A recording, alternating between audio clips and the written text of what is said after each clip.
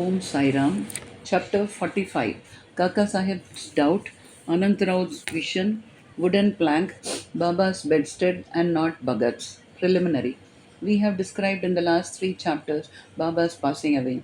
His physical or finite form has no doubt disappeared from our view, but the infinite or spiritual form, Spirit of Baba, ever lives. The Leelas which occurred during his lifetime have been dwelt upon at great length up till now. Ever since his passing away, more Leelas have taken place and are even now happening. This clearly shows that Baba is ever living and helping his devotees as before. The people who got the contact of Baba when he was living were indeed very fortunate, but if any of them did not get a dispassion for the things and enjoyments of the world and had not their minds turned to the Lord, it was their sheer ill luck. What was then desired, or still desired, is the wholehearted devotion to Baba. All our senses, organs, and mind should cooperate in worshipping and serving Baba. It is of no use in engaging some organs in the worship and deflecting others. If a thing like worship or meditation is to be done, it ought to be done with all our mind and soul. The love that the chaste woman bears to her husband is sometimes compared to that which a disciple bears to his master, Guru. Yet the former falls far short of the latter, which is incomparable. No one, whether he be father, mother, brother, or any other relation, comes to our aid in attaining the goal of life, self realization. We have to chalk out and traverse the path of self realization ourselves. We have to discriminate between the unreal and the real, renounce the things and enjoyments of this world and the next, and control our senses and mind, and aspire for liberation only.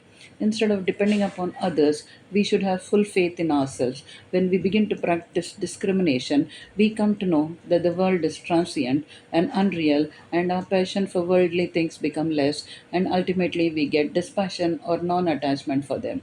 When we know that Brahma, which is no other than our Guru, is the sole reality, and as it transcends and besets the seeming universe, we begin to worship it in all creatures. This is the unitive bhajan or worship.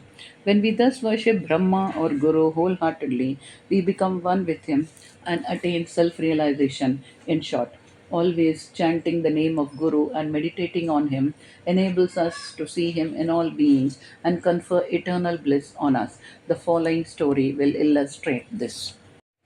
Kaka Sahib's doubt and Anantrao's vision. It is well known that Sai Baba has enjoined Kaka Sahib Dikshit to read daily two works of Sri Eknath, Bhagavat and Bhavat Ramayan. Kaka Sahib read this daily while Baba was living, and he followed the practice even after Baba's passing away. Once in Kaka Mahajani's house in Chowpatty, Mumbai, Kaka Sahib was reading Eknathi Bhagavat in the morning.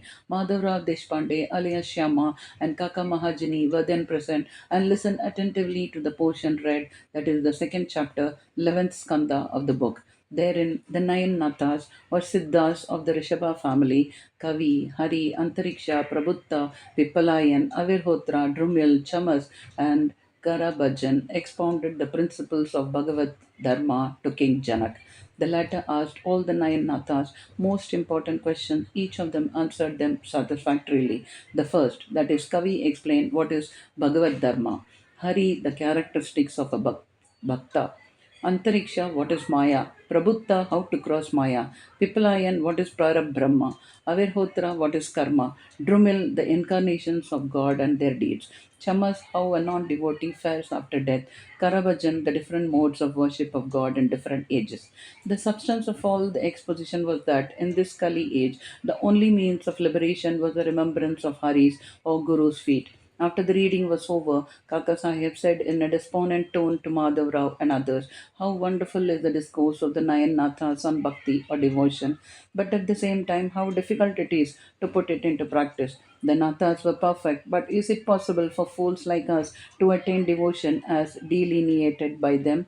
We won't get it even after several births. Then how are we to get salvation? It seems that there is no hope for us." Madhav Rao did not like this pessimistic attitude of Kaka Sahib. He said, "It is a pity that one who by his good luck got such a jewel, Guru as Baba, should cry out so disparagingly if he has unwavering faith in Baba. Why should he feel restless? The bhakti of the Nathas may be strong and powerful, but is not ours loving and affectionate? And has not Baba told us authoritatively that remembering and chanting Hari's and Guru's name confers salvation? Then where is the cause for fear and anxiety? Kaka Sahib was not satisfied with Madhav Rao's explanation. He continues to be anxious and restless the whole day, thinking and brooding how to get the powerful bhakti of the Nathas. Next morning, the following miracle took place. One gentleman named Anantrao Pakade came there in search of Madhavrao. The reading of the Bhagavad was then going on. Mr. Pakade sat near Madhavrao and was whispering something to him. He was mentioning in low tone his dream vision. As there was some interruption in the reading by this whispering, Kaka Sahib stopped the reading and asked Madhav Rao what the matter was. The latter said, "Yesterday you expressed your doubt. Now hear the explanation for it." Here, Mr. Pakade's vision, explaining the characteristic of devotion and showing that the devotion in the form of bowing down to or worshipping of Guru's feet is sufficient. All were anxious to hear the vision, especially Kaka Sahib. At their suggestion, Mr. Pakade began to relate the vision as follows. I was standing in deep sea in waist deep water. There I saw Sai Baba all of a sudden. He was sitting on a beautiful throne studded with diamonds with his feet submerged in water. I was most pleased and satisfied with the form of Baba. The vision was so realistic that I never thought that it was a dream. Curiously enough, Madhav Rao was also standing there. He said to me feelingly, "Anant Rao, fall at Baba's feet." I rejoined, "I also wish to do so, but his feet are in the water. How can I place my head on them? I am helpless." Hearing this, he said to Baba, "O Deva, take out your feet which are under water." Then Baba immediately took out his feet. I caught them without delay and bowed down to them. On seeing this, Baba blessed me, saying, "Go now, you will attain your welfare. There is no cause for fear and anxiety." He also added, "Give a silk bordered dhotar to my Shyama, you will benefit thereby." In compliance with Baba's order, Mr. Pakade had brought the dhotar and requested Kaka Sahib to hand it over to Madhav Rao, but the latter refused to accept it, saying that unless Baba gave a hint or suggestion for acceptance, he would not accept it. Then, after some discussion, Kaka Sahib decided to cast lots. It was a practice of Kaka Sahib to cast lots in all the significant matters and to abide by the decision as given in the picked up chit. In this particular case, two chits, on one of which was written to accept and on other to reject, were placed at the feet of Baba, and a child was asked to pick one of them. The accept chit was picked up, and the dhotar was accepted by Madhav Rao. In this way, both Anant Rao and Madhav Rao were satisfied, and Kaka Sahib's difficulty was solved. This story exhorts us to give respect to the words of other saints, but at the same time asks us to have full faith in our mother, that is the Guru, and abide by his instructions, for he knows our welfare better than anyone else. Carve out on your heart the following words of Baba. There are innumerable saints in this world, but our Father, Guru, is the Father, real Guru. Others might say so many good things, but we should never forget our Guru's words. In short, love your Guru wholeheartedly, surrender to him completely, and prostrate yourselves before him reverentially. And then you will see that there is no scene of mundane existence before you to cross, as there is no darkness for the sun.